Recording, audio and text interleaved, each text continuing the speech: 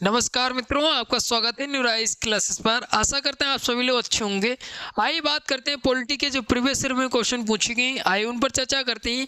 2 क्लासें हो चुकी हैं, तीसरी क्लास है। अगर आपने 2 क्लासें नहीं देखी हैं तो आप चैनल पर जाके देख सकते हैं। आइए बात करते हैं। तो यहाँ पे प्रश्न दिया है, तेलंगाना राज्य निम्नलिखित में से किस राज्य से अलग होकर बना। तो यहाँ पे ये बताना है जो तेलंगाना राज्य है वो किस राज्य से अलग हुआ और कब अलग हुआ। तो यहाँ पे पूछा है किस राज्य से अलग हुआ, तो ये जो है आंध्र प्रदेश से अलग हुआ है। अगर इसके बारे में बात करें तो आंध्र प्रदेश से 2 जून 2014 में ये अलग होता है, तो याद रखिए। और ये 29वां राज्य बना था तेलंगाना। अगर वर्तमान की बात करें तो वर्तमान में जो है 28 राज्य हैं और 28 राज्य हैं, 8 जो हैं केंद्र शासित प्रदेश, 8 जो हैं केंद्र शासित प्रदेश हैं, याद रखिएगा। तो यहाँ पे ये पूछा जा सकता है कितने राज्य हैं और कितने केंद्र शासित प्रदेश हैं। वर्तमान में इतनी चीज़ें हैं। आगे बात करते हैं। तो यहाँ पे अगला प्रश्न दिया है, महाराष्ट्र गुजरात राज्यों का गठन में हुआ था, मतलब कौन से सन में हुआ था ये पूछा है। तो यहाँ पे 1960 दिया है, 1961 दिया है, 1962 दिया है, 1959 दिया है। तो इसका जो गठन हुआ था 1960 में हुआ था, महाराष्ट्र और गुजरात का 1960 में होता है। अगर और बात करें तो 1963 में नागालैंड का गठन होता है, 1966 में पंजाब हरियाणा का गठन होता है, 1971 में हिमाचल प्रदेश का गठन होता है और 1972 में जो है मेघालय मणिपुर और त्रिपुरा का गठन होता है। तो यहाँ पे सन भी पूछे जाते हैं, तो याद रखिएगा। तो यहाँ पे अगला प्रश्न दिया, भारत में किसी भी राज्य की सीमाओं को बदलने के लिए कौन अधिकृत है। तो यहाँ पे बताना है जो राज्य की सीमाएं हैं परिवर्तन करने के लिए जो है किसको अधिकार प्राप्त है। तो यहाँ पे दिया है भारत के प्रधानमंत्री को, राज्य विधानमंडल को, केंद्रीय गृह मंत्री को। तो ये जो है परिवर्तन करने का अधिकार जो है वो संसद को प्राप्त है, याद रखिए। संसद को परिवर्तन करने का अधिकार प्राप्त है, याद रखिएगा। संसद जो है संशोधन कर सकती है, इसको अधिकार अनुच्छेद 368 प्रदान करता है, याद रखिएगा। संसद में 2 सदन होते हैं, कौन कौन से। तो इसमें होते हैं लोकसभा होती है और राज्यसभा होती है। अंग पूछ लिए जाए तो अंग जो होते हैं 3 होते हैं, जिसमें राष्ट्रपति भी अंग होता है संसद का, लेकिन जो है वो उसका सदस्य नहीं होता है। जो दोनों सदन होते हैं लोकसभा राज्यसभा का सदस्य नहीं होता, बल्कि अंग होता है संसद का, याद रखिएगा। इसका उल्लेख अनुच्छेद 81 में किया गया है और राज्यसभा का उल्लेख अनुच्छेद 80 में किया गया है, याद रखिएगा। इसमें मैक्सिमम सीटें कितनी होती हैं, 550 होती हैं। 543 जो है सांसद बने हुए हैं, याद रखिएगा। इसमें 250 सीटें होती हैं और 245 जो है सांसद हैं, तो यहाँ पे याद रखिएगा। तो इतनी चीज़ें पॉइंट महत्वपूर्ण बन जाता है। आगे बात करते हैं। तो यहाँ पे बात करें जो अनुच्छेद 3 है, इसमें जो है संसद को अधिकार दिया गया है कि वो राज्यों का पुनर्गठन और सीमाओं में परिवर्तन कर सकता है। तो आइए जानते हैं। तो इसमें जो है संसद नए राज्यों का निर्माण भी कर सकती है, किसी राज्य के क्षेत्र में विस्तार भी कर सकती है और किसी राज्य के क्षेत्र को घटाना भी जो है संसद के पास ही अधिकार है। किसी राज्य की सीमाओं को बदल देना ये भी संसद को अधिकार है। किसी राज्य के नाम में परिवर्तन तो भी ये जो है किसके पास है, संसद के पास है, याद रखिएगा। तो इतने अधिकार है संसद के पास है। तो यहाँ पे अगला प्रश्न दिया है, निम्नलिखित में से कौन सा। तो यहाँ पे अगला प्रश्न दिया, निम्नलिखित में से कौन सा 2014 में भारत का 29वां राज्य बना था। तो अभी मैंने बात ही किया था, 29वां राज्य तेलंगाना बना था। ऑप्शन नंबर ए वाला सही हो जाएगा। यहाँ पे अगला प्रश्न दिया, भारतीय संविधान के निम्नलिखित में से किस अनुच्छेद में लिखा है कि भारत अर्थात इंडिया राज्यों का संघ होगा। तो ये जो है भारत राज्यों का संघ होगा, ये अनुच्छेद किस में बताया गया है। तो अनुच्छेद जो है 1 में कहा गया है, अनुच्छेद 1 में। ऑप्शन नंबर डी वाला सही हो जाएगा। अगर राज्यों की स्थापना की बात करते हैं तो ये जो है अनुच्छेद 2 में कहा गया है। संघ राज्य क्षेत्र की बात जो की गई है भाग 1 में की गई है, भाग 1 में। इसकी बात जो है भाग 1 में की गई है। अनुच्छेद जो है कौन से संबंधित है, तो अनुच्छेद जो है 1 से 4 संबंधित है, 1 से 4 संबंधित है, याद रखिएगा। तो यहाँ पे जो है अनुच्छेद 1 में राज्यों का संघ होगा, ये जो है कहा गया है अनुच्छेद 1 में। आगे बात करते हैं। अगला प्रश्न दिया है, सिक्किम कब भारत का एक राज्य बना था। तो सिक्किम की बात हो रही है, तो सिक्किम जो है कब बना था, तो यहाँ पे ऑप्शन दिए 1975, 1973, 1972 और 1950। तो ये जो बना था 1975 में बना था। पूर्ण रूप से इसको दर्जा दिया गया था 1975 में दिया गया था। 36वें नंबर का संविधान संशोधन होता है, 36 नंबर का संविधान संशोधन 1975 का, याद रखिएगा। वहीं पे इसको पूर्ण राज्य का दर्जा दिया गया था। तो ये प्रश्न काफ़ी बार परीक्षाओं में पूछा जाता है, याद रखिएगा। आगे बात करते हैं, संघ सूची, राज्य सूची, समवर्ती सूची भारतीय संविधान की किस अनुसूची में शामिल है। तो यहाँ पे बताना है कि जो संघ सूची है, राज्य सूची है, समवर्ती सूची है, ये भारत के जो भारत का संविधान है उसमें कौन सी अनुसूची में शामिल है। तो यहाँ पे जो है ऑप्शन दिए हैं 12वीं अनुसूची में, 7वीं अनुसूची में, 8वीं अनुसूची में और 10वीं अनुसूची में। तो यहाँ पे बात करते हैं तो ये जो शामिल है उस 7वीं अनुसूची में इसकी बात की गई है, संघ सूची, राज्य सूची और समवर्ती सूची की। तो यहाँ पे अगर बात करते हैं तो 7वीं अनुसूची में बात की गई है इसमें। जो संघ सूची है इसमें बात करते हैं तो इसमें केवल केंद्र ही कानून बनाते हैं, जो केंद्र में कानून बनते हैं। राज्य सूची में जो स्टेट होता है वही केवल कानून बनाता है। समवर्ती सूची में जो है स्टेट होती है और केंद्र होती है, सेंट्रल होती है। ये जो दोनों लोग कानून बनाते हैं, याद रखिएगा। तो यहाँ में इसकी बातें जो की गई हैं, सूचियों की बात जो की गई है 7वीं अनुसूची में की गई है। ये पॉइंट जो है याद रखिएगा। अगर बात करते हैं भारत में जो भारतीय संविधान है और भारत में अगर बात करते हैं भारतीय संविधान में कितनी अनुसूचियाँ बताई गई, तो जब भारतीय संविधान लागू हुआ था तब 8 अनुसूचियाँ थी। वर्तमान में अगर बात करते हैं तो कितनी होंगी, 12 अनुसूचियाँ हो गई हैं। अब यहाँ पे 12 अनुसूचियाँ हो गई हैं तो यहाँ पे बात करते हैं 9वीं अनुसूची। तो 9वीं अनुसूची जोड़ी गई थी जो 1951 में संविधान संशोधन, पहला संविधान संशोधन हुआ था। फर्स्ट नंबर का जो संविधान संशोधन होता है इसके द्वारा 9वीं अनुसूची को जोड़ा गया। फिर बात करते हैं 10वीं अनुसूची को। तो 10वीं अनुसूची को जो जोड़ा गया था वो 1985 का जो अधिनियम है उसके द्वारा जोड़ा गया था 10वीं अनुसूची को। फिर बात करते हैं 11वीं अनुसूची को और 12वीं अनुसूची को। तो 11वीं और 12वीं अनुसूची को जो 73 नंबर का संविधान संशोधन होता है जो 1992 का, ये इसके द्वारा 11वीं अनुसूची को जोड़ा गया। 12वीं अनुसूची को जो जोड़ा गया वो 74 नंबर के संविधान संशोधन द्वारा, ये भी 1992 में होता है। तो याद रखिए ये अनुसूचियाँ जो है अब कुल मिला के 12 अनुसूचियाँ हैं, याद रखिएगा। फिर बात करते हैं 8वीं अनुसूची में। तो 8वीं अनुसूची में जो की गई है भाषाओं की बात की गई है। कितनी भाषाएं बताई गई, तो 22 भाषाएं इसमें बताई गई हैं, याद रखिएगा। 12वीं अनुसूची की बात करें तो इसमें जो है स्थानीय शहरी सुशासन की बात की गई है, याद रखिएगा। तो यहाँ पे ये पॉइंट जो है महत्वपूर्ण बन जाता है।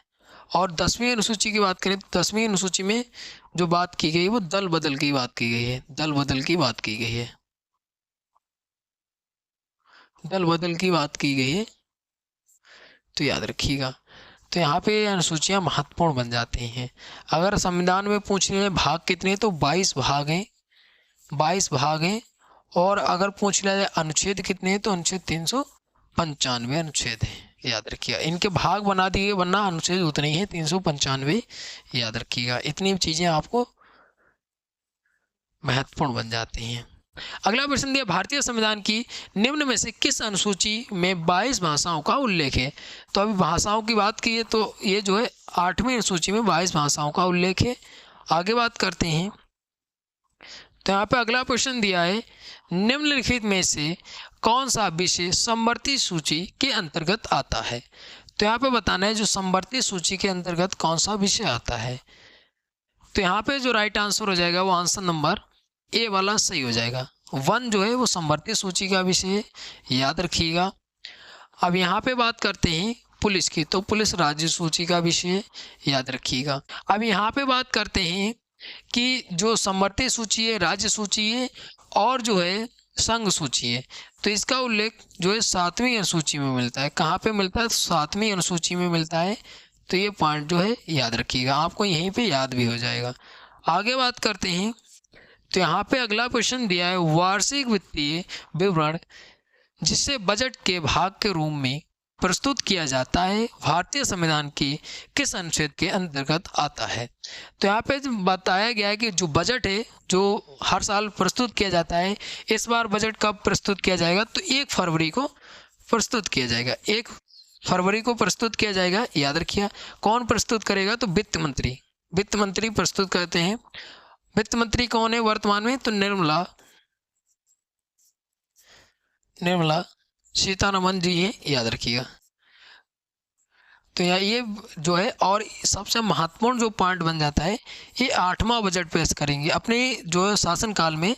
8वां बजट होगा इनका, और ऐसी महिला बन गई हैं भारत की, लगातार 8वीं बार बजट पेश करेंगी 1 फरवरी को। और अगर बात करते हैं बजट सत्र चलने लगा है, बजट सत्र कब से चलेगा, तो 31 जनवरी से बजट सत्र चलेगा, 31 जनवरी से। और बजट सत्र को 2 पार्टों में बांटा गया है। एक बजट सत्र चलेगा, वो चलेगा 31 जनवरी से 13 फरवरी तक, ठीक है। तो ये जो है बजट सत्र चलेगा, याद रखिएगा। बाकी अगर आपको याद रखना है तो 1 फरवरी को बजट पेश किया जाएगा, किसके द्वारा, ये और ये कौन सा बजट होगा इनकी शासनकाल में, तो 8वां बजट होगा इनका। तो इसका जो राइट आंसर हो जाएगा वो आंसर नंबर डी वाला हो जाएगा। 112 में इसका जिक्र किया गया है। देखिए, बजट शब्द का प्रयोग तो नहीं किया गया है भारतीय संविधान में, लेकिन वार्षिक वित्तीय का किया गया है। तो यहाँ पे बात करते हैं, जो बजट शब्द है उसका उल्लेख नहीं मिलता है भारतीय संविधान में, बल्कि क्या मिलता है, वार्षिक वित्तीय विवरण का उल्लेख मिलता है। और इसका उल्लेख कहाँ पे मिलता है, अनुच्छेद 112 में मिलता है। और बात करते हैं वित्त आयोग की, बात किसमें की गई है, ये भी पॉइंट महत्वपूर्ण बन जाता है। वित्त आयोग की जो बात की गई है वो अनुच्छेद 280 में की गई है, याद रखिए, अनुच्छेद 280 में की गई है। आगे बात करते हैं, तो यहाँ पे अगला प्रश्न दिया है, भारतीय संविधान का अनुच्छेद 21 निम्न में से किस विकल्प से संबंधित है। जो अनुच्छेद 21 है वो किस विकल्प से संबंधित, देखिए कितनी बार प्रश्न पूछा गया है। तो यहाँ पे दिया है व्यक्तिगत स्वतंत्रता दिया है, राज्यों में राष्ट्रपति शासन लागू होगा, अस्पृश्यता का उन्मूलन दिया है, निःशुल्क एवं अनिवार्य शिक्षा दिया है। तो जब अनुच्छेद 21 की बात आती है तो व्यक्तिगत स्वतंत्रता की बात करता है। ऑप्शन नंबर फर्स्ट वाला, मतलब ए वाला सही हो जाएगा। और बात करते हैं जो है इसका उल्लेख कहाँ तक मिलता है, तो ये फंडामेंटल राइट्स है। अनुच्छेद 21 जो है फंडामेंटल राइट है। अब यहाँ पे पॉइंट ये महत्वपूर्ण बन जाते हैं, फंडामेंटल राइट्स उसका उल्लेख भाग 3 में मिलता है, भाग 3 में। और अनुच्छेद जो है, अनुच्छेद कौन सा संबंधित है, तो अनुच्छेद जो है 12 से 35 संबंधित है, याद रखिएगा। और अनटचबिलिटी की बात जो की गई अनुच्छेद 17 में की गई है, याद रखिएगा। उपाधियों का अंत जो है अनुच्छेद 18 में की गई। ये जो है पॉइंट पूछे जाते हैं। अब यहाँ पे जो है निःशुल्क एवं अनिवार्य शिक्षा की बात जो की गई है, निःशुल्क एवं अनिवार्य शिक्षा की बात जो की गई है वो जो की गई है अनुच्छेद 21 का में की गई। 86वें नंबर का संविधान संशोधन होता है, कब का अधिनियम है, तो 2002 का अधिनियम है। इसके द्वारा जो है निःशुल्क एवं अनिवार्य शिक्षा की बात की गई है, याद रखिएगा। इसका जो राइट आंसर हो जाएगा वो आंसर नंबर ए वाला सही हो जाएगा। आगे बात करते हैं, अगला प्रश्न दिया, भारतीय संविधान का कौन सा अनुच्छेद अंतर्राष्ट्रीय शांति सुरक्षा को बढ़ावा देने पर राज्य के नीति निर्देश सिद्धांतों को निर्धारित करता है। देखिए, राज्य के नीति निर्देश सिद्धांतों को भी बता दिया है, ये इसके अंतर्गत आता। अब यहाँ पे अनुच्छेद बताना है जो अंतर्राष्ट्रीय शांति और सुरक्षा की बात करता है। तो यहाँ पे अनुच्छेद 51 दिया, अनुच्छेद 15 दिया, अनुच्छेद 31 दिया, अनुच्छेद 14 दिया है। तो यहाँ पे बात करते हैं, तो ये अनुच्छेद जो है बात करते हैं, अनुच्छेद जो 51 है ये जो है अंतर्राष्ट्रीय शांति और सुरक्षा की बात करता है। और अगर बात करते हैं राज्य के नीति सिद्धांतों की, तो इसका उल्लेख मिलता है भाग 4 में मिलता है, भाग 4 में इसका उल्लेख मिलता है। अनुच्छेद जो है कौन सा संबंधित है, तो अनुच्छेद जो है 36 से 51 संबंधित है। जो 51 अनुच्छेद है वो किससे संबंधित है, अंतर्राष्ट्रीय शांति और सुरक्षा से संबंधित है। अगर अनुच्छेद 50 की बात करते हैं तो अनुच्छेद जो है 50 कार्यपालिका और न्यायपालिका का पृथक्करण की बात की गई है। फिर बात करते हैं अनुच्छेद जो है 49, तो इसमें जो है जो इमारतें और स्मारक का सुरक्षा करने की बात की गई है। फिर बात करते हैं अनुच्छेद 48। तो अनुच्छेद 48 में किसकी बात की गई है? तो जो है कृषि और पशुधन की बात की गई है। किसकी बात की गई है? तो कृषि और पशुधन की बात की गई है अनुच्छेद 48 में। फिर अब बात करते हैं अनुच्छेद जो 48A है। अनुच्छेद 48A में जो है किसकी बात की गई है? तो अनुच्छेद 48A में जो है पर्यावरण संरक्षण की बात की गई है। पर्यावरण संरक्षण की बात की गई है अनुच्छेद 48A में। फिर एक अनुच्छेद और पूछा जाता है, अनुच्छेद 44, जो है समान नागरिक संहिता की बात की है अनुच्छेद 44 में। तो ये पॉइंट जो है महत्वपूर्ण बन जाते हैं, याद रखिएगा। इतने अनुच्छेद दो कंपलसरी याद ही रखने हैं आपको फंड जो DPSP है उसमें। फिर यहाँ पे बात करते हैं जो अनुच्छेद 14 है, तो इसमें जो है समानता की बात की गई है। आगे बात करते हैं, तो यहाँ पे अगला प्रश्न दिया है 1973 में केशवानंद भारती केस में किस सवाल को उठाया गया था कि प्रस्तावना को? तो जो है जो केशवानंद भारती वाद है ये 1973 का। पहली बात तो ये पूछा जाता है केशवानंद भारती केस जो है वो कब का है? तो 1973 का है। तो आपको ये पॉइंट क्लियर हो गया। फिर बात करते हैं इसमें जो कहा गया था कि जो है प्रस्तावना है उसमें संशोधन किया जा सकता है। तो ये जो इसका जो राइट आंसर हो जाएगा वो आंसर नंबर C वाला हो जाएगा। संशोधित किया जा सकता है प्रस्तावना को। अब यहाँ पे प्रस्तावना की ही बात आई है तो बात कर लेते हैं। प्रस्तावना में केवल एक संशोधन होता है, कौन सा? तो 42वां नंबर का जो संशोधन हुआ था 1976 में। कब होता है? तो 1976 का संविधान संशोधन अधिनियम है। इसमें जो है 3 शब्द जोड़े गए थे। एक तो समाजवादी जोड़ा गया था, दूसरा जो है पंथ निरपेक्ष,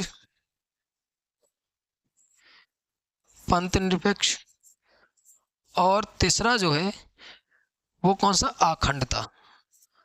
अखंडता शब्द को जोड़ा गया था। तो यहाँ पे पूछा जाता है जो प्रस्तावना है, जो हमारा प्रेम्बल है, उसमें जो है कौन सा संविधान संशोधन होता है जिसमें 3 शब्द जोड़े गए थे? कौन कौन से? तो समाजवादी, पंथ निरपेक्ष, अखंडता शब्द जोड़े गए थे। 42वें नंबर का संविधान संशोधन अधिनियम है जो 1976 का, उसके द्वारा। तो यहाँ पे महत्वपूर्ण बन जाता है कि जो प्रेम्बल है उसमें संशोधन किया जा सकता है। ये कौन सा वाद है? तो 1973 का केशवानंद भारती वाद है, उसके द्वारा ये कहा गया था। तो ये पूछा जाता है प्रेम्बल के विषय में। फिर यहाँ पे अगला प्रश्न दिया, प्रस्तावना में निहित शब्द गणराज्य का अर्थ निम्न में से कौन इंगित नहीं करता है? तो कौन इंगित नहीं करता है?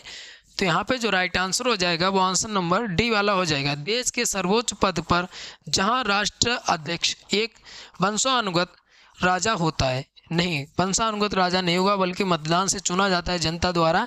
तो ये जो है गलत है और गलत ही पूछा था, याद रखिए। बाकी जो है 3 ऑप्शन में जैसे राज्य का मुखिया एक निश्चित अवधि के लिए प्रत्यक्ष परोक्ष रूप से चुना जाता है, बिल्कुल ठीक है। जो प्रधानमंत्री बनता है वो जो है चुना जाता है जनता के द्वारा, वोट डालती जनता तब। और जो है राजनीतिक संप्रभुता लोगों में निहित है, सब में निहित है, केवल एक व्यक्ति में नहीं है। विशेषाधिकार जो है भेदभाव नहीं होता है, याद रखिए। भेदभाव से जो है ऐसा नहीं है कि कोई जो है ऑफिस कार्यालय है उसमें जो है कोई नीची जात का नहीं जा सकता, ऐसा नहीं है। उसमें जो अपना पढ़ाई करेगा वो जा सकता है वो उस पद पर। तो ये जो है भेदभाव नहीं होगा। तो इसका जो राइट आंसर हो जाएगा आंसर नंबर D वाला हो जाएगा। अब जब प्रेम्बल की बात आई है, गणराज्य की बात आई है, तो आइए प्रेम्बल के बारे में भी जान लेते हैं। तो यहाँ पे आपको जो प्रस्तावना जो लिखी होती है उसके बारे में पढ़ लेते हैं। तो यहाँ पे बात करते हैं तो ये दिया है। अब यहाँ पे देखिए एक प्रश्न पूछा जाता है कि प्रस्तावना जो है वो किन शब्दों से प्रारंभ होती है? तो भारत के लोग भारत को एक संपूर्ण प्रभुत्व संपन्न समाजवादी पंथ निरपेक्ष लोकतांत्रिक गणराज्य बनाने के लिए उसके समस्त नागरिकों को सामाजिक, आर्थिक, राजनीतिक न्याय। अब यहाँ पे ये चीज़ याद रखिएगा, प्रस्तावना में कितने न्याय की बात की गई? तो 3 न्याय की बात की गई, सामाजिक, आर्थिक और राजनीतिक। फिर बात करते हैं विचार, अभिव्यक्ति, विश्वास, धर्म, उपासना की स्वतंत्रता। अब यहाँ पे कितने प्रकार की स्वतंत्रता की बात की गई है? तो 5 प्रकार की स्वतंत्रता की बात की है। विचार, अभिव्यक्ति, विश्वास, धर्म और उपासना। तो 5 प्रकार के स्वतंत्रता की बात की गई है, 3 प्रकार के न्याय की बात की गई है। आगे बात करते हैं प्रतिष्ठा, अवसर की समानता और समानता की 2 प्रकार की समानता की बात की है, प्रतिष्ठा और अवसर की समानता प्राप्त कराने के लिए उन सब में व्यक्ति की गरिमा, राष्ट्र की एकता, अखंडता सुनिश्चित करने वाली बंधुता बढ़ाने के लिए दृढ़ संकल्प होकर अपनी संविधान सभा में आज 26 नवंबर 1949 को इस संविधान को अंगीकृत अधिनियमित करते हैं। तो यहाँ पे जो है ऐसा बोल के जो है अधिनियमित कर दिया गया था, मतलब अंगीकृत कर दिया गया था 26 नवंबर 1949 को। लागू कब होता है? 26 जनवरी 1950 में लागू होता है। अंगीकृत 26 नवंबर 1949 को किया गया था। तो यहाँ पे जो है इस बार जो 76वां गणतंत्र दिवस मनाया जा रहा है समारोह, तो उसमें जो है मुख्य अतिथि के रूप में कौन आ रहे हैं अपने भारत? तो इंडोनेशिया के जो राष्ट्रपति हैं प्राबोवो सुबियांटो, ये जो है मुख्य अतिथि के रूप में 76वां गणतंत्र दिवस समारोह मनाया जाएगा उसमें आ रहे हैं। बाकी आपको याद रखना है जो है प्रेम्बल है उसमें 3 प्रकार के जो है न्याय की बात की है, 5 प्रकार के स्वतंत्रता की और 2 प्रकार के समानता की बात की गई है। और एक 42वां नंबर का संविधान संशोधन होता है जिससे 3 शब्द जोड़े गए थे, समाजवादी, पंथनिरपेक्ष, अखंडता शब्द जोड़े गए थे। इतनी चीज़ें आपको प्रेम्बल में याद रखनी होती हैं।